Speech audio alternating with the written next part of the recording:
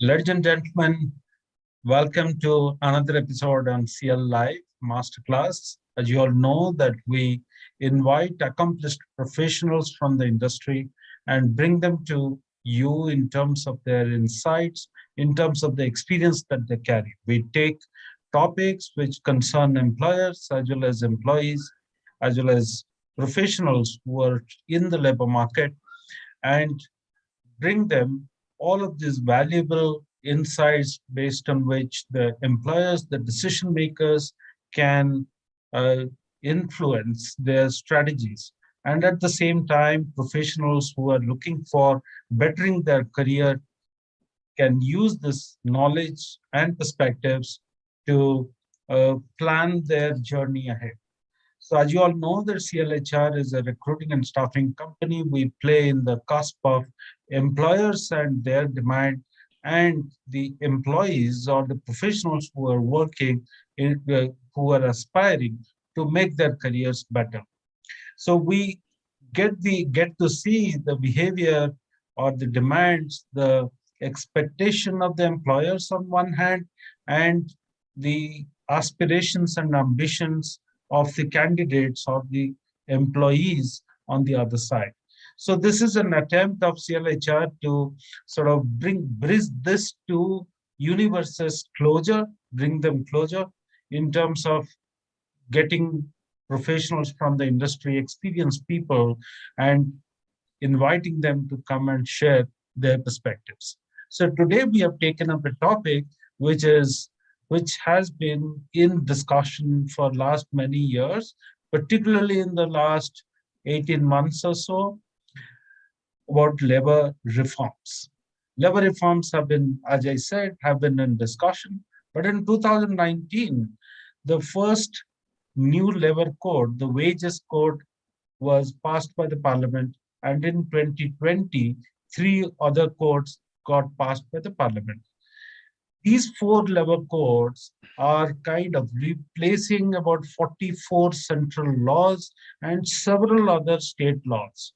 Labor is a subject which is in the jurisdiction of the government of India as well as the central government, as well as the state governments. That's why there used to be many laws which define many things and which get difficult for administration at each labor office or at the employer's level. Sometimes it becomes so confusing. That was the situation that we used to have. Even theoretically today it is, because the labor codes which have been passed by the parliament is yet to convert into implementable laws and practices that employers can take.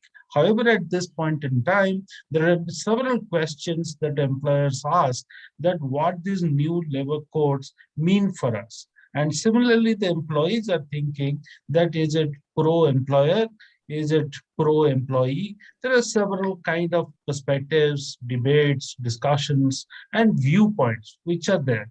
Today, we have invited a very experienced legal professional with about 35 years of practice, Vasudevan Viswanathan. Of course, I know him for last 12, 13, 14 years, and I fondly address him as Vasu. Like many people in India know him as Vasu, and he has been involved with Hindustan Unilever Group for about 35 years that I said. He has been the group legal consultant at HUL and Smollan. Smollan is a South African giant, which was a joint venture. They formed a company called Hindustan Field Services Limited as a joint venture between HUL and Smollan. So Vasu has been the head of legal for HFSL for many years, and then he has been the group legal consultant now with HUL and Smollan. He is head of legal advisory cell of Employers Federation of India. He is a member of Retail Association of India. He is a regular blogger on topics of corporate law, employment law, code of ethics, governance, and prevention of sexual harassment at workplace. He is an established voice in the subject of labor codes, employment laws, and all of that. He has specialized experience in retail and staffing industry. Many years of experience. He writes a regular blog called lawshastra.blogspot.com. So we are CIEL HR is extremely proud and honored that Vasu has given his time. Thank you, Vasu, for spending this time with us and with our audience today. We are going to talk about the 4 labor codes. We will keep the discussion conversational. I have put together a few questions that our clients or people in general ask about labor codes. So let me start by asking Vasu the first question about what these 4 labor codes mean for the employers and what it means for the employees. These are new: code on wages, code on social security, industrial relations, code on occupational safety, health and working conditions. These are the 4 codes. Just for the benefit of our viewers, I'm just listing them down. These 4 codes are the new labor codes which are going to be implemented in India. We are all waiting, employers and employees are waiting for the implementable laws, which will be announced anytime soon. But now is the time to prepare. So what it means for the employers and what it means for the employees, Vasu. Thank you, Aditya. I am both humbled and honored by your detailed introduction of my profile. And I consider this a very great opportunity and privilege to join CIEL, and more so of the audience and the industry, whatever if I have been helpful to them or sharing or even rather exchanging knowledge.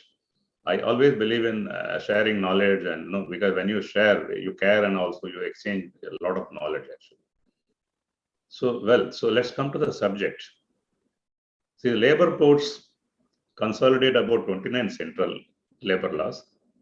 Objective is to simplify, amalgamate, and rationalize the key provisions of those laws. So employers or employees. See, we can't see this law in a very shorter framework of employers and employees. It's all about the stakeholders.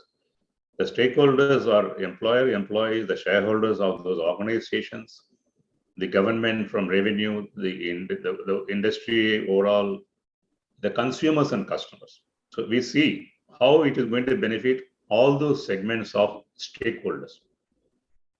So, but to address, to focus, the focus of this session being employees and employees, so we will confine to that. For employers, it gives a very balanced ease of compliance. I don't know, I was just checking. There's about 1450 sections of 930 or close to 1,000 compliance. Compliance was a nightmare. An organization makes business, profit, revenue, they need to have a compliance person, because even a dominant company needs to comply. You may have 10 employees or less, 8 employees, you may have a closer, still you have to comply. So that was a huge burden for the organization, which has been eased. Now, the provisions all put together have less than 500 sections. There were 10 registers. Now there are just 2. And there were 4 returns and it's 1. There's quite a uniformity and consistency in the common provisions, like wages definition, etc. There's a complete digital transformation. So the digital transformation in the government has happened in many areas, even the public utility service, but this was lacking in the labor reforms area actually. This takes care of the transformation because of the electronic registers, electronic inspection assessments and things like that. The inspector earlier used to have jurisdiction, used to travel a lot of places. I don't know, if there are 100 companies, hardly he can focus on 7 or 8 companies, which could be actually lucrative in his view. Otherwise, no, other companies were ignored. So in here, sitting at his place, he can electronically browse through organizations, overall compliance, and then choose or even he doesn't choose. Sometimes the system chooses and gives to random organizations to go through that. That is to say, on digital transformations generally. And the offenses, the CEOs and managing directors or the directors used to have a nightmare to ask whether am I safe, should I take insurance? In case of any small thing, the magistrate also has a pleasure of calling him, standing in the witness box and putting him in custody, whatever it is actually. So there is a provision first time introduced for compounding the first time offense. However, it cannot be a free for all situation. Therefore, the first time offense, which could be, despite all due diligence, if it happens, first time you can compound it. Up to 50% of the fine you can pay and compound it. But if there is a recurrence, then here comes the stick.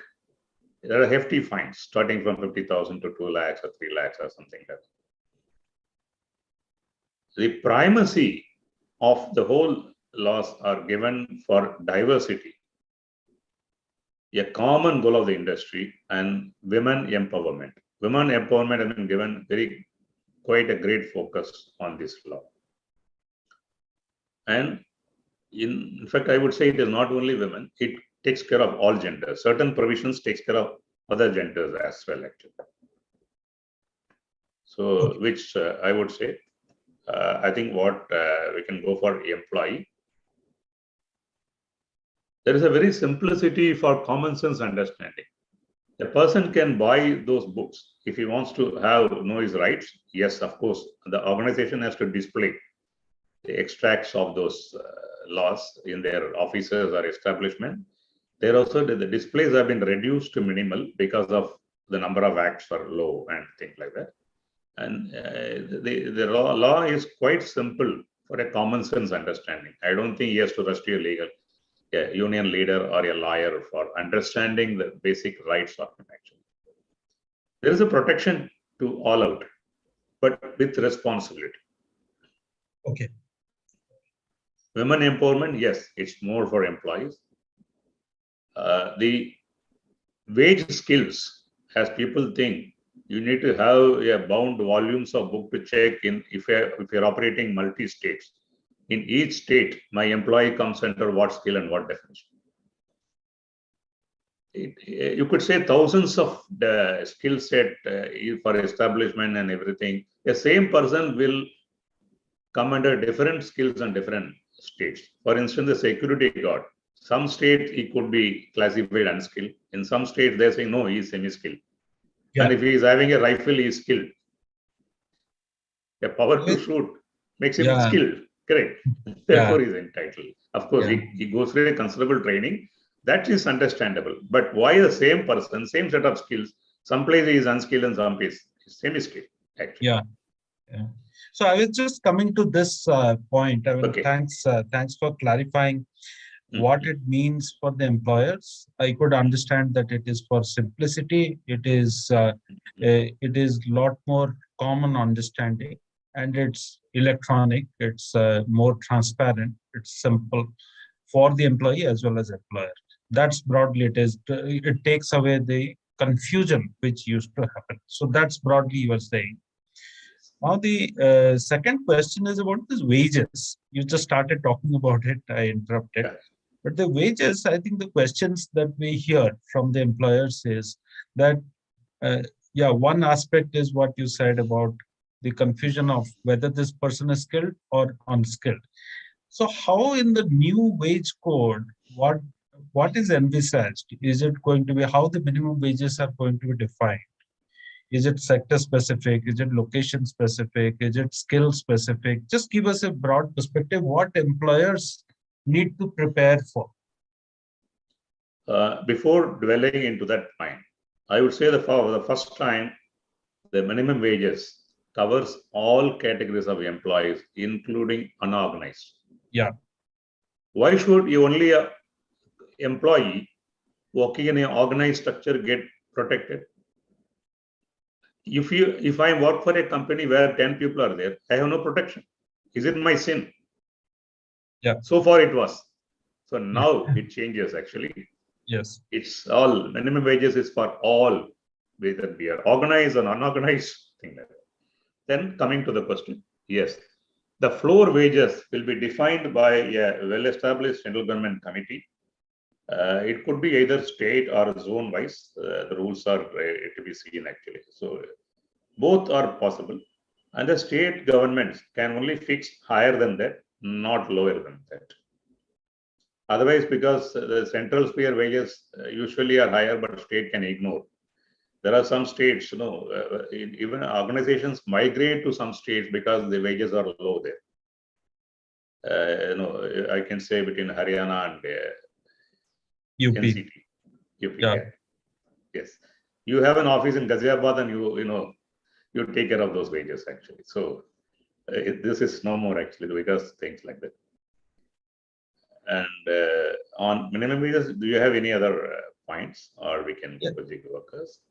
Yeah, the minimum wages, people are asking whether, how are they going to define this? I mean, if an organization has people in different states, so is it again going to be state-wise different rules are going to come, and the organization has to comply with those rules based on the base location of the person? Yeah, there are two here. Only the central has given a broad guidelines on the skill sets and reduce. I have gone through the draft rules of states as well, especially Maharashtra and few other places. There also they have done away with a lot of numerous these things, and they made a uniform thing. As far as the skill sets are concerned, still you'll have to go by the state where the person works, irrespective of your office. Even now, supposing a person office is there in, like you say, UP, but the person is working broadly in the NCT, I think you have to go by the NCT wages actually. You can't just put him in the register of UP and do away with less wages. There are another situation where the people are field based, mostly the sales people. They go after states actually. So which state they predominantly work, that will govern. Supposing they are in the UP for 20 days, 5 days they go to NCT, then I think they can, they are governed by the UP because broad census. You can't have day-wise state classification. So the predominant position and the base where they work, that defines this section. So this wage code, I think, is going to bring a lot of uniformity. Earlier, one state will say basic plus DA, another state will say just basic, another state will not say anything. So all of those benchmark will be now only one benchmark, which will be a floor benchmark for this, which Government of India will define, and every state will define its own rules, which the employers have to abide by. Yeah, it can be higher but not lower. Yeah, it can be higher. Yeah. And second most thing, the splitting, they commonly call the splitting of wages, fine. You need to have a flexibility of your CTC or gross pay, but you can't split it to the disadvantage of the workman. And workmen also cannot say everything has to be in my basic. Correct, because retail benefits are protected. So there is a balance again here. So they're saying basic and everything is well defined. All other allowances may be up to 50%. So if it wherever it exceeds 50%, that additional thing will be deemed as basic and brought back and will be eligible for other benefits, which is a well-defined thing because mostly the gratuity is touched. Not only gratuity, there could be strike, there could be compensation, there could be there could be demises where even his pension and other physical are affected actually. So overall, I would say it's again balanced, win-win situation for both sides. Right. So there were a lot of questions related to wages, whether the employers have to now pay more wages in order to comply with the new wage code. So would you like to offer some comments on it? See, not really so. They need to offer more on the contributions like provident fund and other benefits actually. So they're actually adding wealth to the employee. So it is only for the employer to convince the employee that it is not only you we are taking care. We are taking care of your family in terms of welfare, in terms of contingency like COVID things. Last year the Provident Fund came with a breakaway rule that anybody can online apply. Never ever, you can touch your Provident Fund for only 3 or 4 classes. You can just online apply and take it. No reasons asked. Right. So when you have a coffer only, you can take it, correct? If you have 4,000 rupees of Provident Fund because of, lot of take home, it's balanced. Slightly take home will be less, but the employees has to be persuaded that takeaway, that less money is not going into the employer's packet. Employer is putting more to that and putting in your packet, which is the Provident Fund. So it is your money, your social security augmented. It is for your family actually. So that is what the act of persuasion is most important. Yeah. So that's a very good point, that the employers have now the responsibility of communicating adequately about the importance of social security to the employees. So that's an important point that you made. And organized employers, most of the employers have in fact gone ahead and revised the structure without waiting for formal notification. The moment wage code was there, right, most of the organized employers, they have already done the streamlining and it is well received by the employees. Although first month, second month, it would have shrunk their take home, but now they are all happy about it. Yeah. Great. So let's move on from wages to another very important topic, which is being discussed very frequently, about gig workers. Yeah. So you talked about wage code applying for organized as well as unorganized employees. So the regular wage earners versus the gig workers or the consultants, freelancers. So what does it mean for the gig workers, for the employers, that how do they, what kind of compliance they need to do for the gig workers? The future, even present, is actually gig workers segment, because most of the people, the local people, have got the employment, either it is a courier or delivery company or Amazon or wherever it is. Almost even students are able to supplement their fees and they are able to continue their education actually by these gig workers. Yes, there has been a detailed guideline for their wages and fixation, working conditions. There is a special fund being established for them for social security, and the National Social Security Board being established will take care of this comprehensive. Right. So I think detailed notifications, we have to wait for it, that how gig workers can register themselves as a gig worker and how they can avail some of these benefits and be aware of their rights.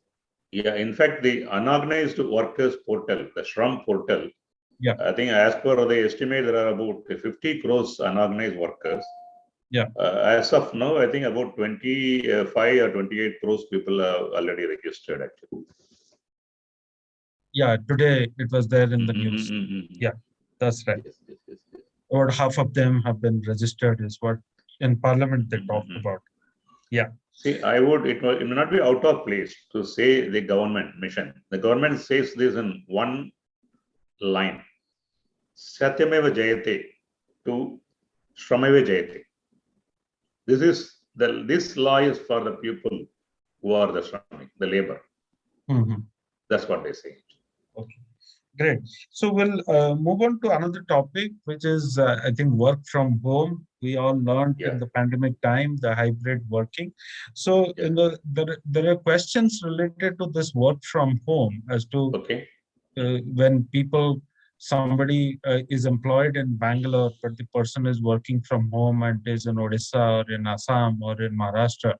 So how do you think this work from home being a reality, new reality, that how do employers comply with the conditions required, maybe about their leaves, about their attendance, about the working hours, about the benefits? So what's your comment on that, Vasu? Yeah, the work from home was unknown for the most of the industry other than the IT industry. And there was a disruption because if I want you to work from home, you need to have a computer at home, which I need to provide. I mean, the organization. And then, all right, I given a computer to you. Then Wi-Fi, uninterrupted electricity, and then where will you sit? Even a family, there are at least two people or more than three people work. Where do they segregate themselves and work? These things were challenges. There was instances of violence or things like that in houses, and people unable to log, and people who are giving excuse of no Wi-Fi, no electricity, etc. So this has been broadly addressed by most of the leading organizations, and it is getting streamlined. There are organizations where now they are encouraging people to work from home, and they are proposing a allowance or facility for working from home in terms of providing them basic facility infrastructure like Wi-Fi allowances, the laptop or computer allowances, and telephone, or to set up a small booth or work from home table organization. But not every company can afford it. Yeah. But should they be protected by attendance? One, yes.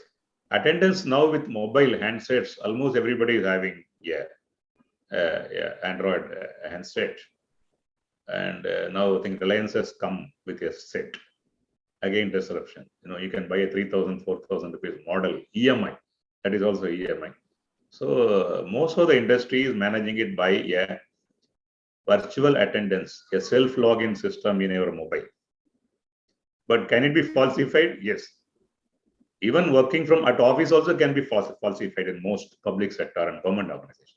So it's all about trust, mutual trust between the employer and employee. The employee's understanding. And there are random checks that would help hours and leaves and attendance. Working from home, yes. Working from home doesn't mean that I can take leave from home, unlimited, or I should work between early morning 6 to 10. Initially, this was there actually. Now there has been a regulation. You have to be available, logged in to your computer or mobile between this time and this time. But all these things are not formalized. Now the central government has come with a draft standing order for the service sector. So far, the standing orders are meant only for factories and places actually. So they have circulated a standing order where it also covers work from home rules to be ingrained in the standing order. The last question is about safety on this, accidents arising. I saw a peculiar thing in some country, I don't remember the country, where a person for walking from his room to his workplace, there he slipped and got into an accident. The court says, yes, he is entitled for compensation. Maybe leave you can grant, but compensation. But these kind of things will be questions to be evolved actually. As it goes, it get evolved. As of now, I think the standing order provides for reasonable protection for that. Yeah. So great. So my last question, Vasu, I think we have taken a range of interesting topics that most employers really ask these questions. I would keep this the last question about contract labor.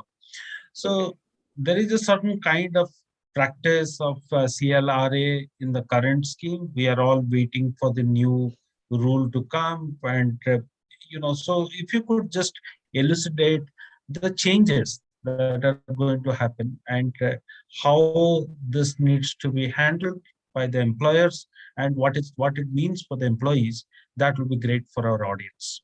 Yeah. When the Foreign Exchange Regulation Act, the FERA, was repealed and FEMA came, people said that in the parliament itself, they said a Draconian Act has been repealed. So I think this change is a sigh of relief for all segments, the employer, the staffing industry, the medium people, the government also to some extent, because each and every state had its own rules. And somewhere if you have 20 people, or somewhere it is 10, somewhere it is 50, and you go for registration and license. Registration technically cannot be refused, but they can delay. Licenses is a nightmare for all the staffing agencies. Of their time and focus and the cost would go on licensing. Now there's really a good relief for all sectors. Because one, yes, contract labor can be allowed even in core sector wherever there are certain regulations. It's not all open for all. Wherever it is required, yes, you can do. There has been a licensing revolution, I would say. Yeah, contractor, principal employer may not go for a registration. So that role is also given to the contractor. Contractor consolidate all these employers, principal employer wise, and aggregates his total, and he applies for license. If he is operating in one state, he can apply to that respective state. Or if he is operating in multi-states, he can still apply state-wise, or he can apply to the central government. There is a portal where he can apply.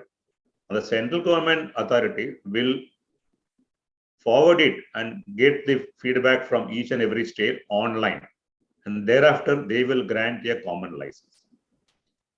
Again, usually the license is for 1 year. Every year it is an audit. Now it is up to 5 years. So there is a great relief in terms of the regulatory norms, the procedural hassles. Everybody does business, whether it's an employer, employee, or a contractor. They are all in for business. They're not there to go and stand before the labor authorities every day and spend their whole time. So they can also focus on business, service to the employee, providing more facilities, so they can focus on more welfare than slogging for the licenses. Actually, I would say it's a good one. Yep.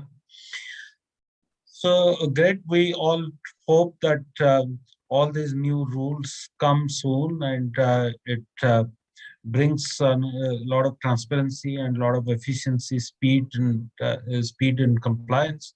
Compliance becomes easier. Thank you very much, Vasu, for spending the time with us and sharing your wisdom, your thoughts and perspectives with our audience.